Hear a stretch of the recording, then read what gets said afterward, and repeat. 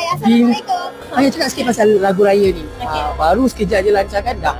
Meletup. Alhamdulillah, satu pencapaian juga untuk saya dan juga ilmu saya ini.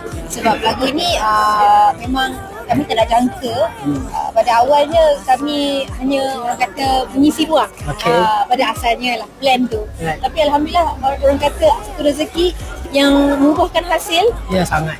Baru keluar beberapa hari dah jadi trending pula. Semua orang dah buat video dah. Semua orang dah bercalling-calling kat TikTok kan. Alhamdulillah lah.